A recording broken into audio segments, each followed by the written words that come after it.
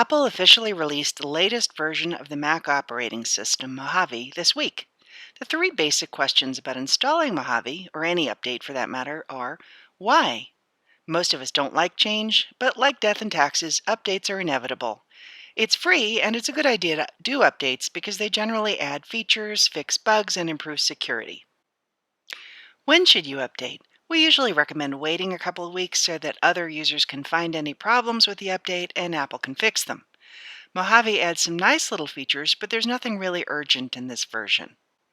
Finally, how do you update? That's the important part and what this video is going to show you. First step, make sure that your Mac is compatible. Click the Apple menu and About This Mac. In the overview screen that appears, check the model in the first line. It should be at least 2012, otherwise you may not be able to install this update. Next, click on the Storage tab in this window to check that there is at least 5 gigabytes of free space on the hard disk drive. Otherwise, you'll have to delete some old apps and documents that you don't need to make room, or the update won't install. Step 3, be sure and back up your Mac just in case something goes wrong. I like to do this with Time Machine, which you can access right from the menu bar at the top by clicking the Time Machine icon and Backup Now.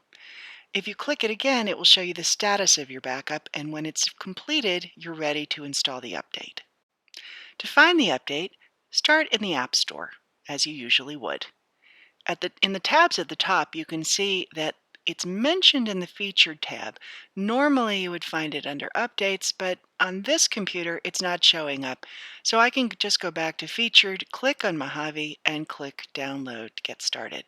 It's going to take a while to download, so while you're waiting, make sure you have the passwords for your computer, your Apple ID, and any email accounts you're using on this computer. You'll need them later. When the download has finished, you'll see this screen, ready to install, and you'll have to do the usual agreeing to everything and enter your password for the computer to start the installation. It'll take a while, as you see, and in the process, your Mac will restart and you'll see one of those screens. And ultimately, when it's finished, you'll log in again to your computer, log into your iCloud account, and then finally, you'll be all set up with Mojave. Here are a couple of changes you should be aware of. While app updates are still in the App Store, updates to the operating system have been moved under System Preferences.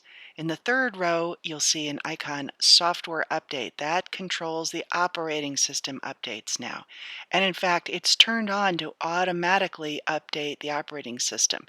That's up to you whether you want to keep it that way or not. You've probably noticed that we're in something called dark mode now. It looks quite different on the screen.